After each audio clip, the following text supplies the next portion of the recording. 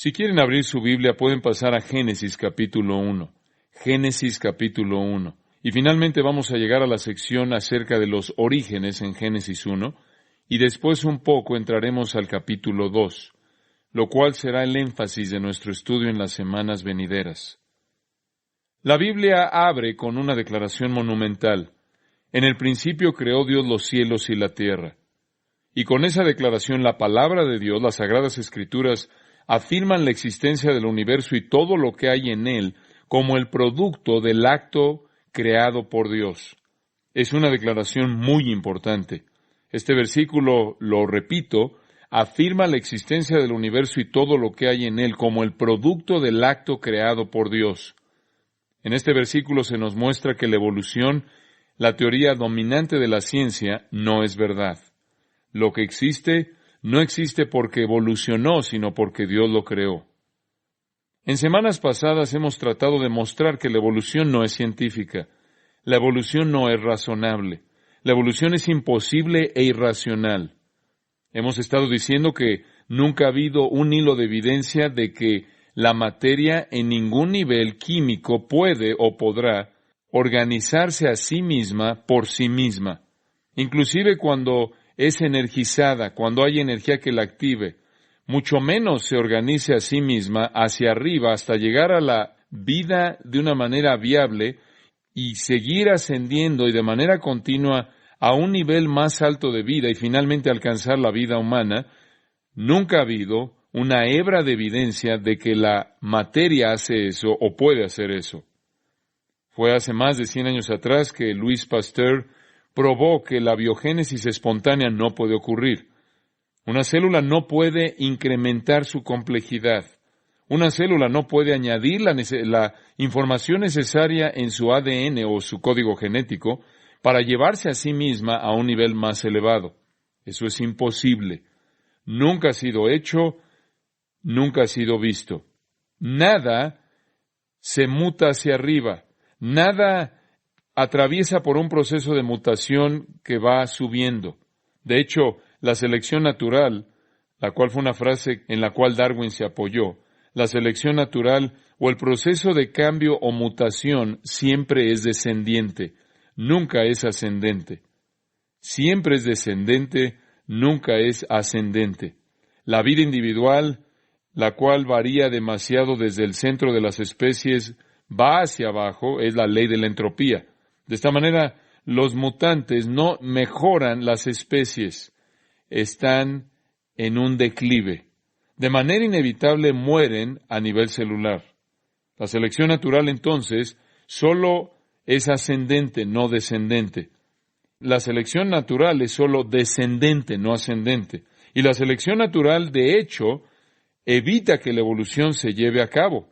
Ninguna especie es capaz de ascender. Puede decrecer a sí misma por un decrecimiento en su información a un nivel inotrópico que la lleva a la desorganización, pero no puede incrementarse porque no puede alcanzar nueva información. Y es verdad que las especies morirán. Francamente, hay millones de especies que han muerto en este mundo, y hay miles, nos dicen, que diariamente se extinguen. Habían más especies antes de lo que hay ahora.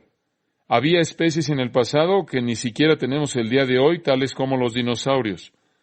Bien puede ser que hubieron otros tipos de monos, otros tipos de mamíferos como especies, como también insectos y aves y serpientes y criaturas del mar y todo eso, que han muerto y pudieron haberse visto como eslabones entre varias especies, pero nunca ha habido una hebra de prueba de que un tipo de especie puede convertirse en otro tipo de especie, mucho menos un tipo de vida más elevado.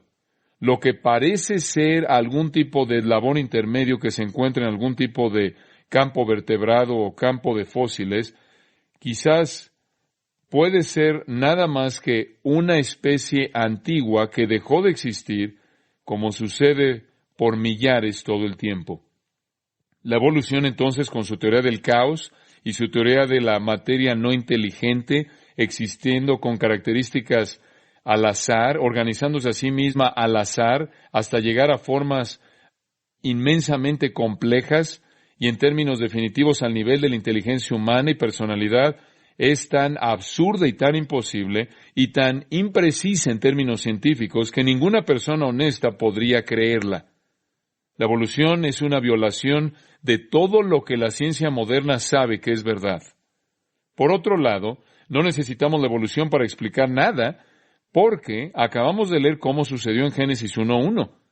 La materia inorgánica no puede organizarse a sí misma hacia arriba hasta convertirse en materia orgánica. La materia orgánica no puede organizarse a sí misma mediante características al azar para convertirse en un organismo más complejo y finalmente alcanzar el nivel de inteligencia y personalidad humanas. Eso no puede suceder. No sucede. Bueno, la gente pregunta, y esta es una perspectiva muy popular el día de hoy, pero pregunta, ¿acaso no podría Dios? Reconocemos a Dios, reconocemos a un creador, pero ¿acaso Dios no pudo haber usado la evolución después de haber creado la materia original? ¿Acaso Dios no pudo haber usado la evolución en el sentido de evolución teísta? No, Dios no pudo haber usado la evolución porque la evolución es imposible. La evolución da por sentado que la materia se puede organizar a sí misma de manera ascendente por sí misma. A. E. Wilder Smith, un científico brillante que ha realizado una obra realmente que ha abierto la brecha en este tema y que es un creacionista abierto y fuerte, escribió, y cito, «La información necesaria para construir al hombre no reside en los pocos elementos que se necesitan para componerlo». Fin de la cita.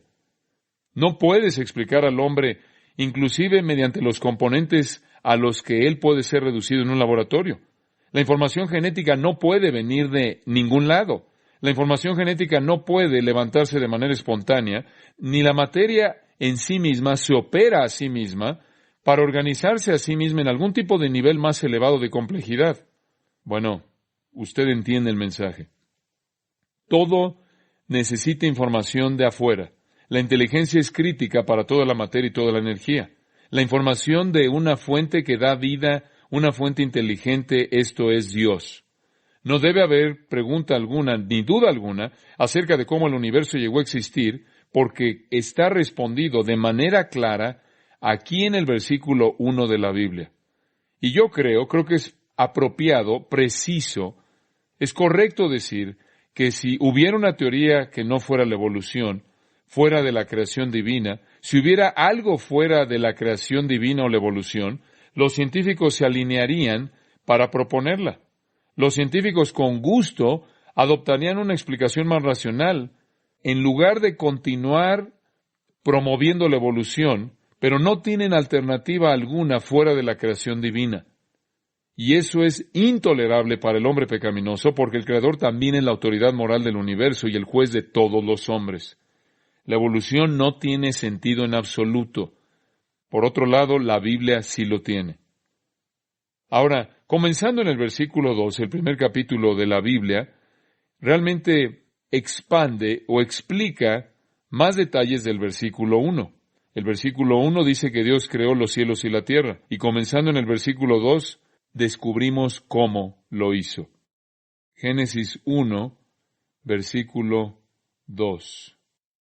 Y la tierra estaba desordenada y vacía, y las tinieblas estaban sobre la faz del abismo, y el Espíritu de Dios se movía sobre la faz de las aguas. Y dijo Dios, sea la luz, y fue la luz. Y vio Dios que la luz era buena, y separó Dios la luz de las tinieblas.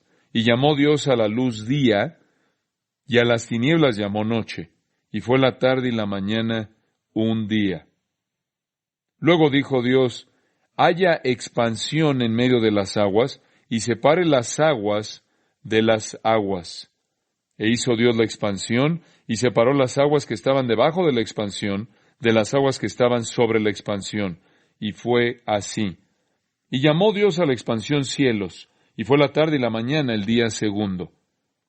Dijo también Dios, júntense las aguas que están debajo de los cielos en un lugar, y descúbrase lo seco. Y fue así.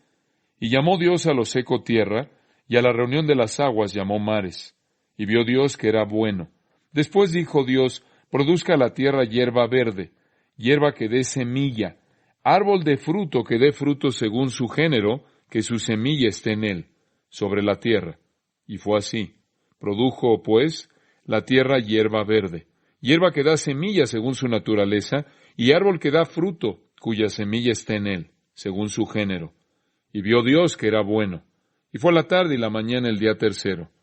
Dijo luego Dios, haya lumbreras en la expansión de los cielos para separar el día de la noche, y sirvan de señales para las estaciones, para días y años, y sean por lumbreras en la expansión de los cielos para alumbrar sobre la tierra. Y fue así. E hizo Dios las dos grandes lumbreras, la lumbrera mayor para que señorease en el día, y la lumbrera menor para que señorease en la noche. Hizo también las estrellas. Y las puso Dios en la expansión de los cielos para alumbrar sobre la tierra, y para señorear en el día y en la noche, y para separar la luz de las tinieblas. Y vio Dios que era bueno. Y fue la tarde y la mañana el día cuarto. Dijo Dios, produzcan las aguas seres vivientes, y aves que vuelen sobre la tierra, en la abierta expansión de los cielos. Y creó Dios los grandes monstruos marinos, y todo ser viviente que se mueve, que las aguas produjeron según su género, y toda ave alada según su especie. Y vio Dios que era bueno. Y Dios los bendijo, diciendo, fructificad y multiplicaos, y llenad las aguas en los mares, y multiplíquense las aves en la tierra. Y fue la tarde y la mañana el día quinto. Luego dijo Dios, produzca la tierra seres vivientes según su género, bestias y serpientes y animales de la tierra según su especie. Y fue así. E hizo Dios animales de la tierra según su género, y ganado según su género, y todo animal que se arrastra sobre la tierra según su especie. Y vio Dios que era bueno. Entonces dijo Dios, hagamos al hombre a nuestra imagen, conforme a nuestra semejanza, y señoreen los peces del mar, en las aves de los cielos, en las bestias, en toda la tierra, y en todo animal que se arrastra sobre la tierra. Y creó Dios al hombre a su imagen. A imagen de Dios lo creó, varón y hembra los creó. Y los bendijo Dios y les dijo, fructificad y multiplicaos, llenad la tierra y sojuzgadla, y señoread en los peces del mar, en las aves de los cielos, y en todas las bestias que se mueven sobre la tierra. Y dijo Dios, he aquí que os he dado toda planta que da semilla, que está sobre toda la tierra, y todo árbol en que hay fruto y que da semilla, os serán para comer. Y a toda bestia de la tierra, y a todas las aves de los cielos, y a todo lo que se arrastra sobre la tierra en que hay vida, toda planta verde le será para comer. Y fue así. Y vio Dios todo lo que había hecho, y he aquí que era bueno en gran manera. Y fue la tarde y la mañana el día sexto.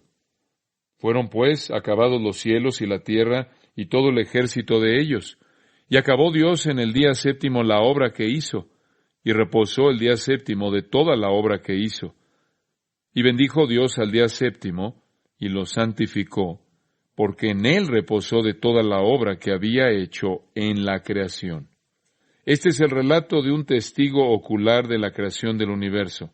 El relato de la creación se presenta desde Génesis 1:1 hasta Génesis 2:3, y el bosquejo del libro de Génesis se puede dividir en dos partes. La primera parte es la creación, Génesis 1:1 al 2:3. La segunda parte es llamada las generaciones. Comenzando en el capítulo 2, versículo 4, comienzas a seguir la historia del hombre. La creación entera del 1:1 al 2:3, y comenzando en el 2:4, comienza usted a seguir la historia del hombre hasta el final de Génesis y a lo largo del período de los patriarcas. Podríamos decir entonces que Génesis 1:1 presenta un relato general exhaustivo de la creación. Dios creó los cielos y la tierra. No puede hacer usted una declaración más general, más amplia que esa. Eso cubre todo. Esa es una manera de decir que Dios creó todo en el universo, todo lo que existe, sea que esté hablando de galaxias o esté hablando de algún tipo de sistema solar, sea que esté hablando de esas cosas que están en los extremos más lejanos del universo en el espacio, o sea que esté hablando del grano más pequeño de arena, o sea que esté hablando de un microbio, bacteria sobre el planeta Tierra, todo absolutamente fue creado por Dios. Él es el creador de todas las cosas, visibles e invisibles, y todas las cosas significa todo, desde diferentes rangos de ángeles a toda forma de vida, desde ballenas a elefantes a virus.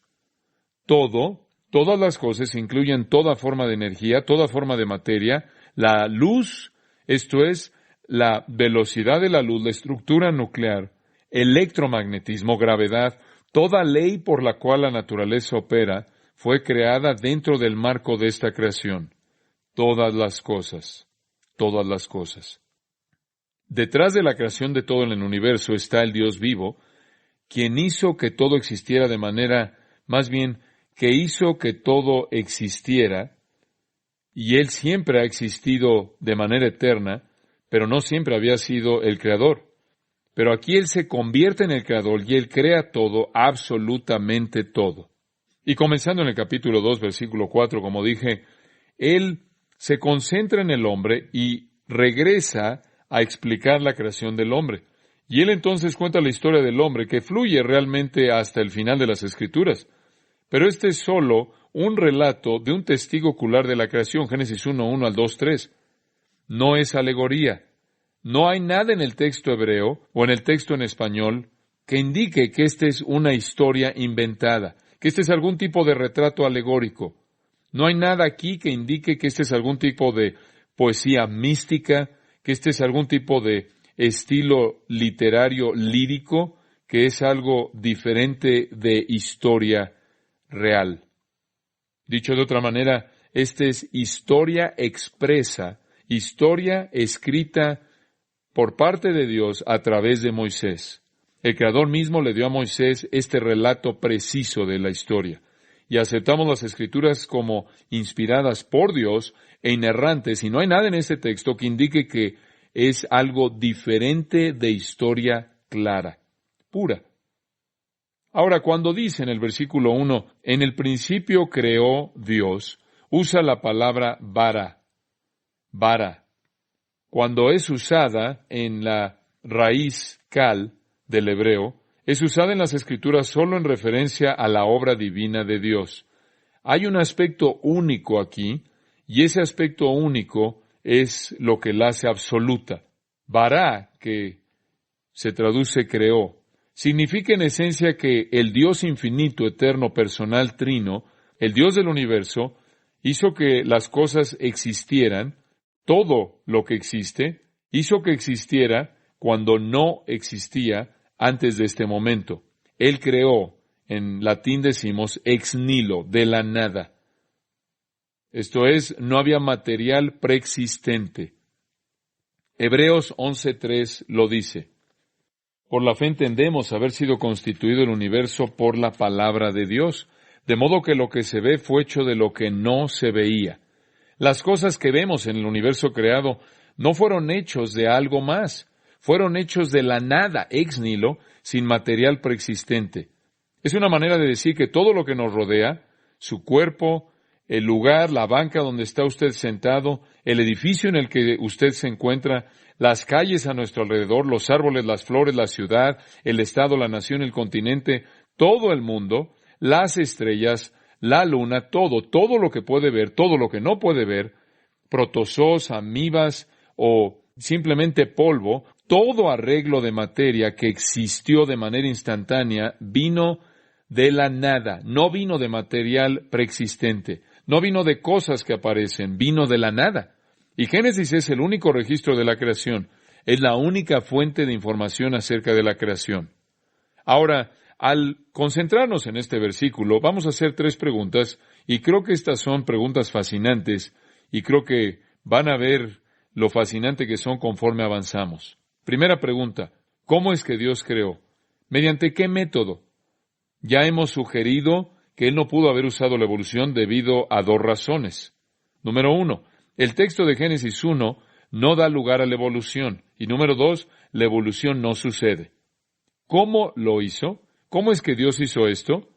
Realmente es muy simple. Versículo 3 dice, y dijo Dios, sea la luz, y fue la luz. Versículo 6, luego dijo Dios, hay expansión en medio de las aguas y separe las aguas de las aguas. Y eso es lo que sucedió. Versículo 9, dijo también Dios, Júntense las aguas que están debajo de los cielos en un lugar y descúbrase lo seco. Y fue así. Versículo 11. Después dijo Dios, produzca la tierra hierba verde, hierba que dé semilla, árbol de fruto que dé fruto según su género, que su semilla esté en él sobre la tierra. Y fue así. Versículo 14, dijo luego Dios, haya lumbreras en la expansión de los cielos para separar el día de la noche, y sirvan de señales para las estaciones, para días y años. Y fue así. Versículo 20. Dijo Dios, produzcan las aguas seres vivientes y aves que vuelen sobre la tierra en la abierta expansión de los cielos. Y fue así. Y fue así. Y vio Dios que era bueno. Y después en el versículo 24, luego dijo Dios, produzca la tierra seres vivientes según su género, bestias y serpientes y animales de la tierra según su especie. Y fue así. Versículo 26, entonces dijo Dios, hagamos al hombre. ¿Cómo hizo Dios esto? ¿Cuál fue su método? Él habló. Él habló e hizo que existiera de la nada. Este es Dios. El Salmo 33, versículos 6 y 9. Por la palabra de Jehová fueron hechos los cielos, y todo el ejército de ellos por el aliento de su boca. Porque Él dijo y fue hecho. Él mandó y existió. Esa es la afirmación del salmista del relato de Génesis de la creación. Dios dijo, sea y fue, sea, y cada vez que Él lo dijo, fue. Esto es lo que llamamos creación fiat. Él lo quiso, lo habló y existió. Él lo quiso e hizo que existiera hablando. Salmo 148, 5 dice, porque Él mandó y fueron creados.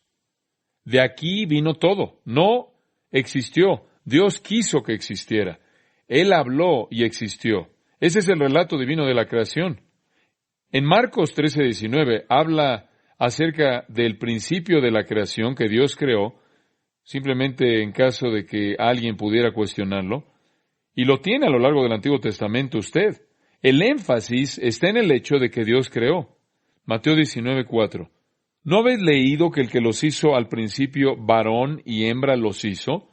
Una y otra vez las Escrituras hacen referencia a Dios como el Creador. Romanos 1 lo dice que es tan evidente que Dios es el Creador, que si no lo ves, está sin excusa. Colosenses, ese primer gran capítulo, versículo 16, en donde dice, porque en Él fueron creadas todas las cosas, las que hay en los cielos y las que hay en la tierra, visibles e invisibles, sean tronos, sean dominios, sean principados, sean potestades. Todo fue creado por medio de Él y para Él. Eso lo resume. Esa es siempre la afirmación bíblica, Nuevo Testamento y Antiguo Testamento, de Dios como el Creador. Hebreos 1, versículo 10. Tú, oh Señor, en el principio fundaste la tierra, y los cielos son obra de tus manos. Las Escrituras de manera continua afirman que Dios es el Creador y que Él creó simplemente porque quiso hacerlo y después habló y existió. Escuche Romanos 4:17. Este es otro testimonio. Como está escrito, te he puesto por padre de muchas gentes, delante de Dios a quien creyó. Y aquí está la definición de Dios. Dios, el cual da vida a los muertos, escuche esto, y llama las cosas que no son como si fuesen. Eso es Romanos 4:17. La creación es Dios llamando a la existencia lo que no existe. No hay lugar en eso para la evolución. La evolución es algo que aparece, algo que ha mutado, se ha transformado de algo más. Esa no es creación. En un punto en particular en la eternidad, el Dios eterno habló e hizo de esta manera que todo existiera. Y prácticamente lo hizo de componentes que nunca antes habían existido. Por lo tanto, decimos que el universo material, espacio-tiempo, tuvo un principio absoluto, no algún tipo de principio relativo. Y el significado claro, regresando a Génesis, el significado simple, claro, de Génesis 1, francamente no se puede debatir. Es inequívoco. En el principio creó Dios todo, los cielos y la tierra, todo. San Agustín escribió esto en su confesión, y cito, porque tú los creaste de la nada, no de tu propia sustancia, o no de alguna materia no creada por ti misma, o ya algo que existía, sino a partir de materia que tú creaste, al mismo tiempo, conforme las cosas que tú hiciste, debido a que no hubo un intervalo en el tiempo antes de que tú les dieras forma a esta materia sin forma. Fin de la cita. No hubo material preexistente, y nada de lo que existe no fue creado por Dios. Juan 1:3, todas las cosas por Él fueron hechas, y sin Él nada de lo que ha sido hecho fue hecho. No hay nada que exista que Dios no creó. Esto está muy, muy claro en las Escrituras. Regrese por un momento a Génesis 1, y quiero recordarle de algo que es muy importante. Toda la creación comenzó y terminó en 6 días. Es claro que no hay debate, no hay argumento en esto. Observe el capítulo 2, versículo 2. Y acabó Dios en el día séptimo la obra que hizo y reposó el día séptimo de toda la obra que hizo.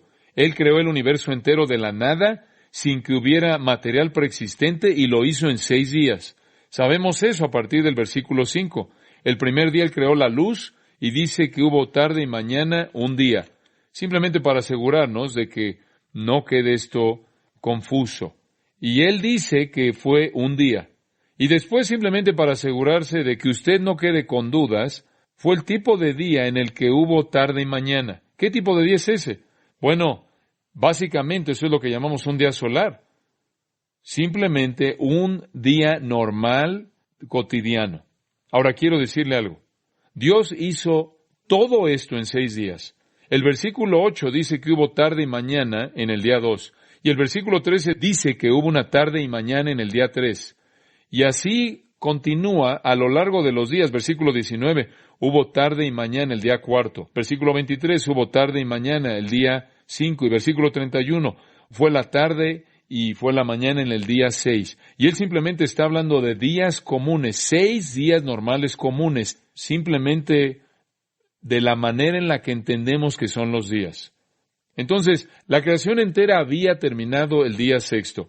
Y la Biblia, y esto es muy importante señalarlo, la Biblia siempre habla de creación como un acontecimiento pasado. Recuerde esto, subráyelo en su mente. La Biblia siempre habla de la creación como un acontecimiento pasado. La evolución habla de la creación como algo que está siendo llevado a cabo, ¿no es cierto? Como algo que es continuo, siempre se está llevando a cabo. Esa no es la manera en la que la Biblia se refiere a la creación, nunca.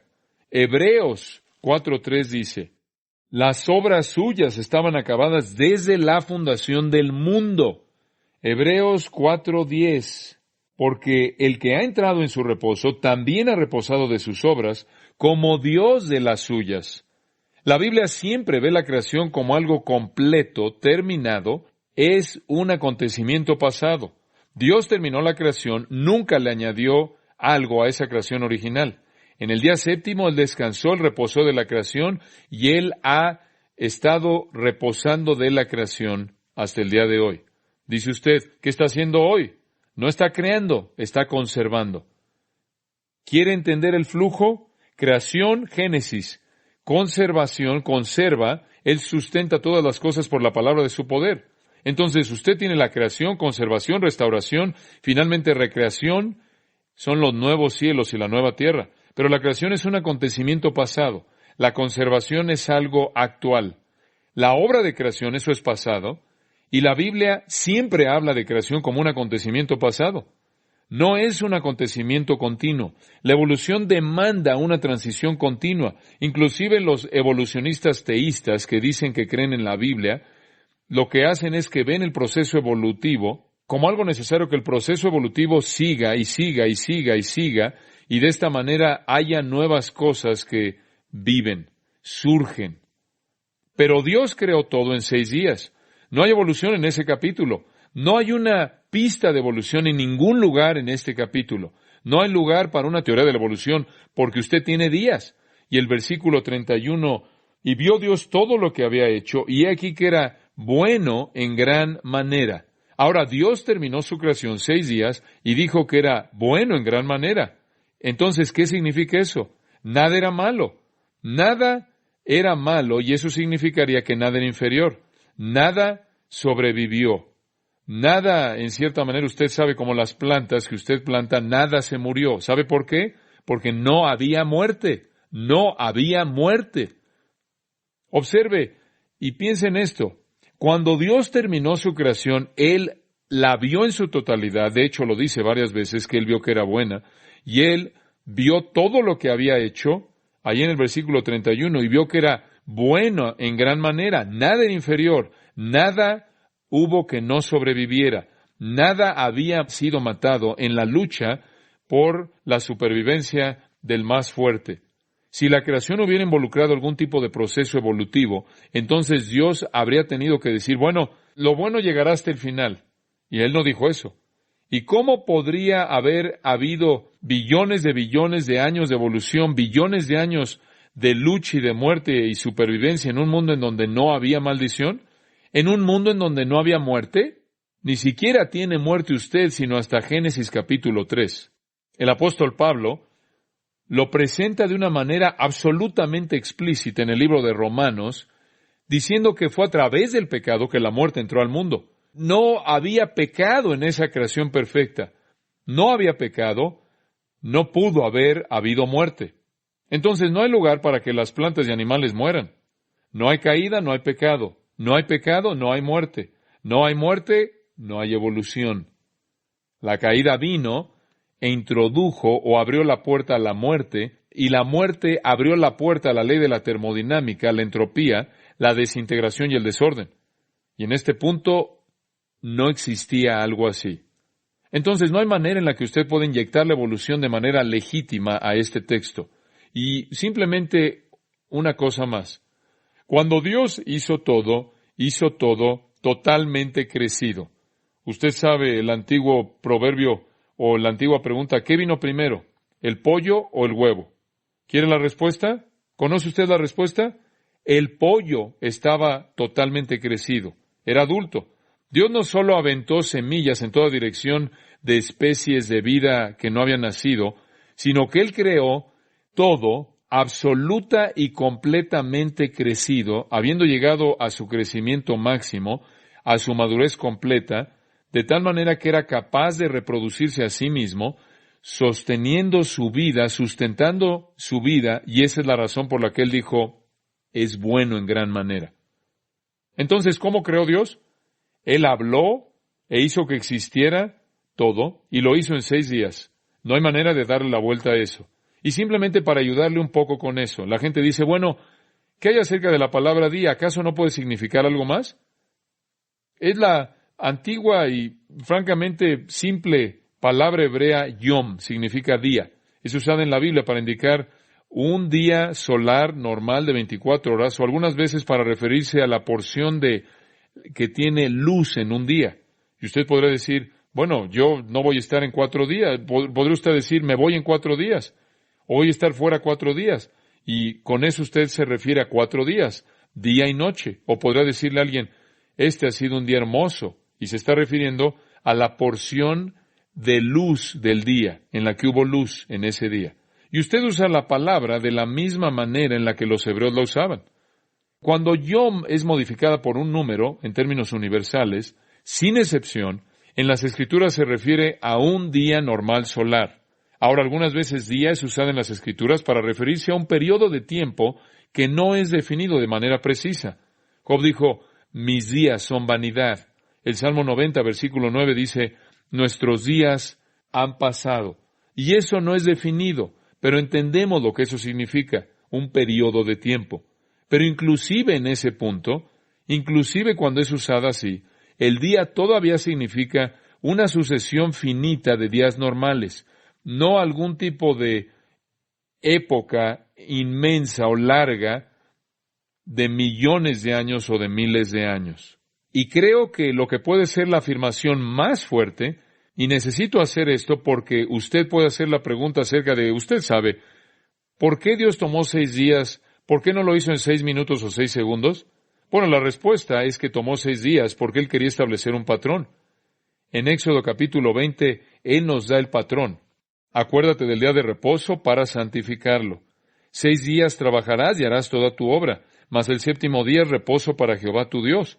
No hagas en él obra alguna, tú, ni tu hijo, ni tu hija, ni tu siervo, ni tu criada, ni tu bestia, ni tu extranjero que está dentro de tus puertas. Porque en 6 días hizo Jehová los cielos y la tierra, el mar y todas las cosas que en ellos hay, y reposó en el séptimo día. Por tanto, Jehová bendijo el día de reposo y lo santificó. Dios quiso establecer un patrón para la humanidad, y ese patrón era: trabaja 6 días y tiene un día en el cual lo aparta para reposar, descansar, para refrescar tu cuerpo, y te concentras en adorar a Dios. Dios escogió hacerlo en 6 días para establecer un patrón para nosotros.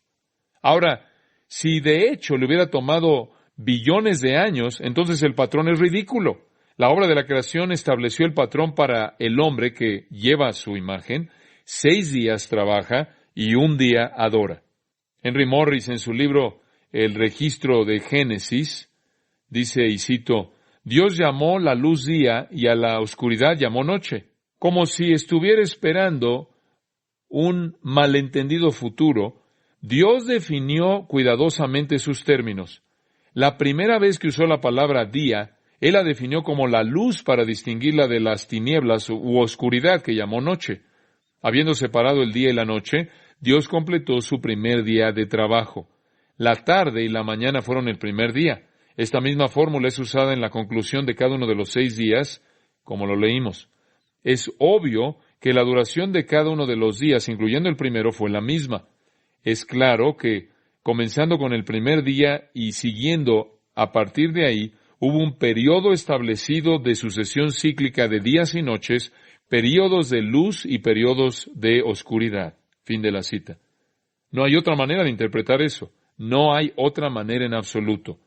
Dice usted, ¿de dónde salió esta idea de épocas y billones de años? ¿Cómo es posible que metimos esta idea en Génesis? No fue de Génesis, sino que vino de factores afuera de las Escrituras, teoría científica falsa impuesta en la Biblia, crítica más elevada que ataca la historicidad de la Biblia, y filosofías humanas distorsionadas enfocadas en el hombre.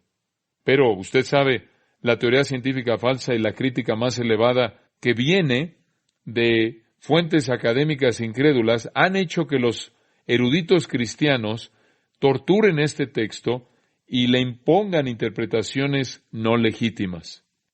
No hay absolutamente nada en las páginas de Génesis capítulo 1 y 2 que permita algo fuera de una creación de 6 días solares de 24 horas. Podría ofender a los evolucionistas, pero eso no cambia la verdad. Y ningún hombre se coloca en una posición correcta cuando se sienta en una posición de juicio en contra de la Biblia. Ahora, hagamos la siguiente pregunta. ¿Cuándo? Ese es el por qué. Ahora, ¿cuándo? ¿Cuándo sucedió esto? ¿Acaso sucedió hace millones y billones de años? La ciencia solía decir 2 billones de años, pero ahora lo han cambiado. Se inclinan ahora hacia 20 billones y alrededor de cada año lo hacen más y más largo. Como usted puede ver, realmente no han visto nada evolucionar y entonces piensan que probablemente tomó más tiempo. Pero si las cosas no evolucionan, ¿en qué ayuda a hacer el tiempo más largo? No ayuda en nada. Si las cosas no evolucionan, si la materia no se organiza al azar por sí misma hacia arriba de manera que va aumentando o subiendo de nivel y subiendo y subiendo y subiendo, si no hay evidencia de que llega a ser eso, ¿de qué sirve añadir más tiempo? Debido a que no hay evolución, no es necesario tener billones o millones de años. Lo único que necesita usted son 6 días. Es todo lo que necesita. El hombre no evolucionó finalmente de un mono a lo largo de 5 billones de años. Él fue creado en las mismas 24 horas, en los mismos periodos de 24 horas que los monos. Dice usted, bueno, ¿qué hay acerca de los fósiles? Le voy a decir algo acerca de los fósiles. Debieron haber sido formados después de la creación, no antes. Tuvieron que haber sido formados después de la creación. Permíteme darle una definición científica de fósiles. Cosas muertas. Eso es todo. Eso es profundo, Pero así es. Fósiles son cosas muertas. Y no hay muerte.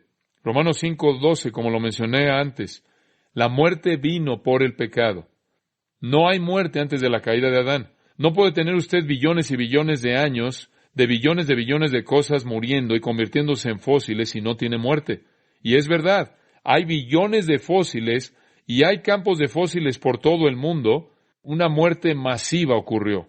¿Qué la causó? Es claro que hubo una muerte masiva, una cantidad masiva de muerte, y la Biblia nos da la información que es absolutamente precisa de lo que pasó. Y fue el diluvio universal mundial de Génesis capítulos 6 y 7. Y puede ver la ciencia, los aspectos científicos de eso, es absolutamente fascinante. Es muy probable que en ese entonces, lo que los científicos piensan que hubo una gran separación entre los continentes, fuentes de las profundidades fueron rotas y la superficie de la Tierra fue cambiada y las placas tectónicas chocaron y empujaron las montañas que solían estar en el fondo del mar. Esa es la razón por la que encuentra usted fósiles de peces en las montañas Himalaya y en el Gran Cañón. La Tierra entera fue fracturada. No hay suficiente agua que caiga durante 40 días para ahogar la Tierra ahí arriba de los Himalayas, a más de 25,000 pies de altitud. No hay suficiente agua de lluvia que pueda caer. El agua tenía que venir de otro lugar, y así fue. Vino de el piso de los océanos, conforme la lava prácticamente rompió esas placas y abrió la superficie, y la superficie de la Tierra se abrió, se rompió, y la lava se derramó, prácticamente calentando el agua a un punto de una alta temperatura, y conforme el agua se convertía prácticamente en vapor y llegaba al cielo y eventualmente se vaporizaba de nuevo y se convertía de nuevo en agua y caía en la tierra e inundó la tierra en un diluvio masivo. Y toda esta actividad de placas tectónicas que está chocando, estas placas chocando, empujando las montañas, y todo eso puede ser rastreada hasta el diluvio. En Mateo capítulo 2, versículos 37 al 39, se refiere ahí al diluvio y usa la palabra griega cataclusmos, la palabra cataclismo. Literalmente reorganizó de manera total la superficie de la tierra. Lo que hizo es que inundó a la tierra entera en agua. Cubrió la tierra entera en agua. Y ese cataclismo hidráulico masivo es lo que produjo la extinción de muchos animales, francamente de manera instantánea, o durante el periodo de días cuando llovió y creó esta muerte a nivel mundial que produjo los fósiles. Segundo de Pedro 3 habla de cómo Dios destruyó la tierra entera, versículo 6, inundándola con agua. Ese gran cataclismo mundial produjo las capas polares, produjo la época de hielo y explica los fósiles. Y hay mucho más acerca de eso que podría leer por usted mismo. Hay una cantidad inmensa de material científico acerca del diluvio y su impacto cataclísmico en la Tierra. Entonces, hacemos la pregunta, ¿cuándo sucedió esto? Si no necesitamos épocas y años y años y años y billones de años para formar a los fósiles, y por cierto, eso generalmente no lo va a resolver. Digo, si tomas los huesos de tu ave muerta y los pones en tu jardín, ¿cuánto tiempo se va a tardar para que se convierta en un fósil? Nunca se va a volver un fósil. En la tierra, el piso tendrá que abrirse y aplastar esos huesos y detenerlos ahí para que usted tenga algún tipo de fósil. Tendrá que haber un cataclismo para crear ese tipo de cosa, tal como lo hemos visto en los sedimentos y en los huesos que se encuentran, por ejemplo, en el terreno que rodea al monte Santa Elena, el cual fue un tipo de cataclismo que tuvo el mismo efecto dramático como le parecería a un uniformitarianista que habría tenido que ocurrir durante millones y millones y millones de años. Entonces, el diluvio responde al problema de los fósiles y el sedimento y el rearreglo de la superficie de la Tierra. Toda la ciencia legítima, francamente, apunta de regreso al gran cataclismo. Pero ahora veamos si podemos llegar a tener una línea de tiempo acerca de cuándo sucedió todo esto. Sabemos a partir de la creación del universo a la creación del hombre, ¿cuánto tiempo pasó de la creación del universo a la creación del hombre?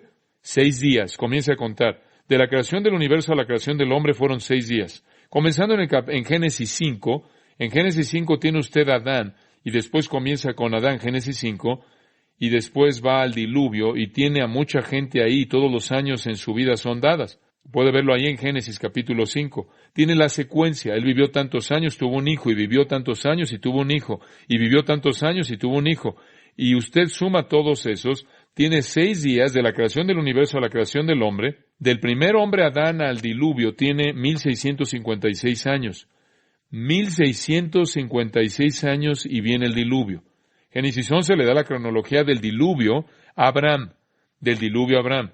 Y comienza con los hijos de Noé, Sem, versículo 10, y pasa hasta llegar a Abraham. Esos son 225 años. Muy bien.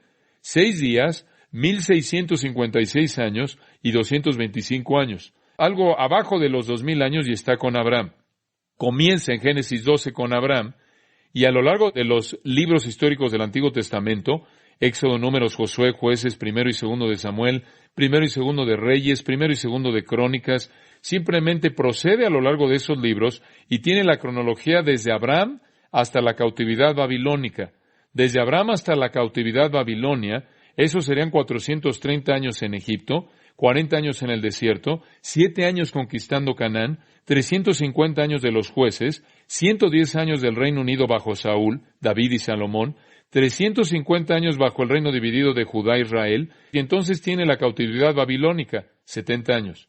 Y después tiene el regreso y la reconstrucción, 140 años. Entonces, desde Abraham al regreso y reconstrucción de Jerusalén y la reconstrucción de la nación de Israel, tiene alrededor de 1500 o algo así de años, si lo sumamos todo. Siguiendo la reconstrucción y la restauración, llega ahora al final del Antiguo Testamento, tiene 400 años de silencio. Entonces tiene usted alrededor de 2000 años. En cierta manera comenzamos a partir de la creación de Abraham y son alrededor de 2000 años. De Abraham al Nuevo Testamento son unos 200 años.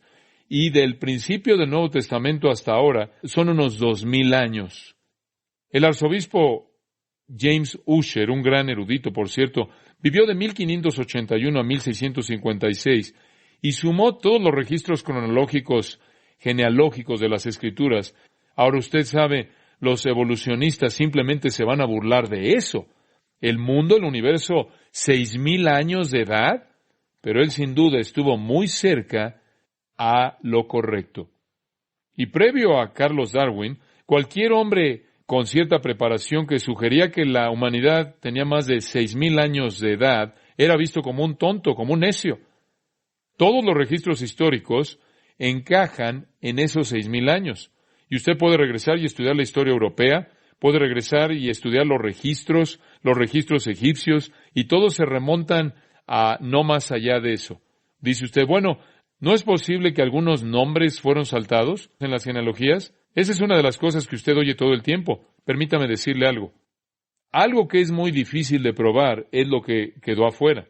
Eso es muy difícil de probar. ¿Cómo puede usted decir que otro nombre debía estar ahí? Si no está ahí, no está ahí. Aún se añade unos cuantos años que Dios dejó afuera de la genealogía del 5, de la genealogía del capítulo 11, la historia de Israel. Ahí está establecido, lo sabemos.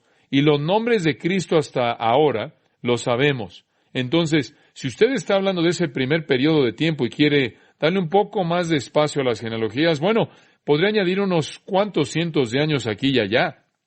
Los eruditos del siglo XIX de Princeton, William Green y Bebe Warfield, ambos eran inerrantistas. Ellos creían en la autoridad de la Biblia, pero trataron de armonizar la Biblia con la evolución, y la manera en la que quisieron hacerlo fueron estirando las genealogías.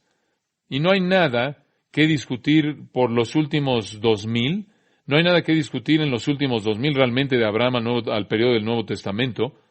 Son 2000. Realmente es algo que está bastante claro en la historia, está fijo. Entonces decidieron que tenían que meterle algunos años en los primeros 2000 y dijeron que hubieron varias generaciones que fueron omitidas y que padre y engendró podía saltarse generaciones y referirse a un ancestro más remoto. Bueno, no hay evidencia para ello. William Kelly escribe, y cito, Aun si Green y Warfield estuvieran en lo correcto al depositar algunos espacios dentro de las genealogías de Génesis, la asignación más generosa de espacios entre las varias generaciones no podía añadir más de varios cientos, o ya hablando de una manera extrema, quizás 1,000 o algo así de años en la cronología. De hecho, una mirada más cuidadosa en estos espacios indicaría que realmente no cambian la cronología general bíblica por la siguiente razón. El escritor de Génesis definió la extensión de la época patriarcal en términos de tiempo entre el nacimiento de los patriarcas, que de hecho fueron enlistados, no en términos de cuántos otros descendientes pudieron haber habido que no están enlistados. Fin de la cita. ¿Entiende el punto? Si usted se concentra en los puntos altos de los patriarcas y asigna años para ellos, no puede meter más años en medio de estas fechas. James B. Jordan escribió, y cito, cualquier persona que abre la Biblia de Génesis capítulo 5 y 11 notará que la edad de cada padre es dada para el tiempo del nacimiento de su hijo. Adán tuvo 130 años de edad en el nacimiento de Set, quien tuvo 105 años en el nacimiento de Enosh y demás.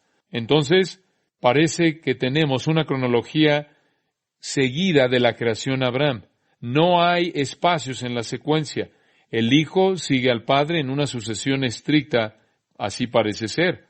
El tiempo entre Génesis 5 y 11 es establecido por Génesis 6, 7 y Génesis 11, 10. Arfaxad nació en el año 602 de Noé. De esta manera, a primera vista, parece haber buena razón para aceptar las cronologías de Génesis 5 y 11 tal como están. Fin de la cita. Ahora, aun si hay algunos espacios, como dije, y quisiera usted meterle con todo lo que usted podría pensar, usted nunca terminará con millones de años. En el mejor de los casos, solo son unos cuantos miles de años atrás, y después los científicos vienen y dicen, bueno, tengo un problema con eso. Me parece problemático. ¿Qué hay acerca de la velocidad de la luz? Si Dios creó una estrella ahí y está a X número de años luz de aquí, tomaría millones de años para que llegara aquí. La luz no puede llegar aquí. El hecho de que podemos ver la luz de la estrella allá afuera indica que millones de años tuvieron que haber pasado. Bueno, ¿qué hay acerca de esto? ¿Qué solución tan rara es esta? Dios no solo creó la estrella, Él creó la luz en medio de los dos puntos, entre el punto de la estrella y aquí. ¿Acaso eso se oye imposible? Bueno, si eso es demasiado simplista, permítame darle otra solución. Se ha investigado la velocidad de la luz, y lo han hecho en kilómetros. La velocidad de la luz generalmente se acepta como ser de 299,792,458 kilómetros por segundo, o redondeándolo, 300,000 kilómetros por segundo. Un año luz es la distancia que la luz viaja en un año. De esta manera, una estrella podría llegar a existir 1,000,000 de años a distancia de la Tierra, pero de hecho no podría ser observada sino hasta 1,000,000 de años más tarde, porque le tomaría tanto tiempo a la luz de la estrella alcanzar la Tierra desde el espacio exterior. Si este es el caso, entonces el sistema solar tiene que ser mucho más viejo que los pocos miles de años indicados por las cronologías de Génesis. Este hecho parecería descartar la cronología bíblica de consideración seria si tuviéramos alguna evaluación honesta a partir de la ciencia. Bueno, permítame explicarle por qué eso no funciona. Esto es lo que piensan algunos. En primer lugar, esto viene de una investigación bastante interesante y fascinante llevada a cabo por un científico australiano llamado Barry Sterfield. Escuche esto y cito. Los argumentos de que la velocidad de la luz ha estado reduciéndose y de esta manera ha viajado mucho más rápido en el pasado indicarían un universo muy joven en términos de miles, más bien en lugar de billones de años. Fin de la cita. Barry Sterfield, un científico australiano, propuso que hay un deterioro en la velocidad de la luz en sus escritos llamados La velocidad de la luz y la edad del universo. De acuerdo con Sterfield, la primera medida cuidadosa de la velocidad de la luz fue hecha por el astrónomo danés Riemer en 1675 y después por un astrónomo inglés Bradley en 1728. Ha sido medido muchas veces desde ese entonces y se dice que alcanzó un equilibrio en el número que les di hace un momento. La información indica que la velocidad de la luz en 1675 era alrededor de 2.6 veces más rápido de lo que es hoy, y eso continuó en declive hasta 1960, cuando los relojes atómicos comenzaron a ser empleados para medirla. Setterfield rastreó un decrecimiento de 2.5 kilómetros por segundo entre 1880 y 1924, y él continuó rastreando ese decrecimiento. Y él terminó con una curva que rastreaba el decrecimiento de la velocidad de la luz. Y en base a esto, Setterfield determina que la Tierra fue creada hace unos 4,040 más o menos cientos de años. En el momento de la creación, la velocidad de la luz iba mucho más rápido de lo que va ahora. Si la velocidad de la luz, de hecho, ha decrecido, se ha deteriorado junto con todo lo demás, entonces la medida más básica empírica de la edad del sistema solar encajaría precisamente en las cronologías genealógicas de Génesis. ¡Wow! Si usted tan solo toma esos mismos números y los coloca en una curva, termina con la luz siendo instantáneamente casi 6,000 años atrás. ¿Acaso eso le sorprende? No debe sorprenderle. Además, suponiendo que esto es correcto, eso explicaría por qué las fechas derivadas de varios tipos de medidas radioactivas en elementos fisiogeológicos, tales como la media vida del uranio 238 decreciendo hasta llegar a plomo a lo largo de millones de años, todo estaría afectado.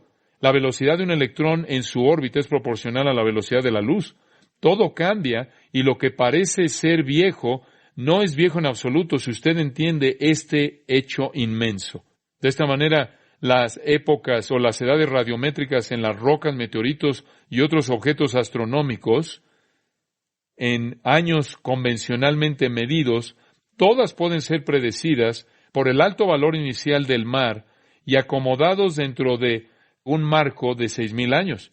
Y no quiero ya entrar a más detalles, ya he dicho más de lo que sé.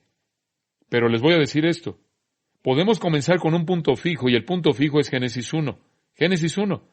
No encontramos nada en la ciencia que de manera legítima descarte la veracidad de esta creación en 6 días, alrededor de 6,000 años atrás. Bueno, se acabó nuestro tiempo, entonces voy a guardar lo que iba a decir para la próxima vez. Y esto es lo bueno en estas series. Puedo terminarlo, puedo detenerme en donde sea. Hubieron 3 actos de la creación, simplemente resumiendo. El universo, animales y hombre. Y el hombre realmente sobresale, hecho imagen de Dios, para que Dios pudiera comunicarse con nosotros, con seres inteligentes, morales, conscientes de sí mismos, que pueden entender las palabras, la conversación abstracta, simbólica, y de esta manera llegar a conocer a nuestro Creador de manera personal para que podamos adorarlo y servirlo para siempre. Y vamos a entrar a más del por qué la próxima vez.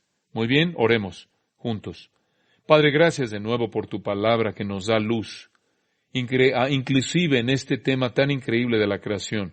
Continúa guiándonos y dirigiéndonos conforme nos sentamos con confianza a los pies del Espíritu de Dios, el autor de las Escrituras, quien nos da el relato de un testigo ocular del momento mismo de la creación. Te bendecimos porque tú eres el Creador, quien también es el Redentor, a quien conocemos y amamos y con quien nos comunicamos regularmente y con quien tendremos comunión juntos para siempre. Gracias por esta gran gracia hacia nosotros. En el nombre de Cristo. Amén.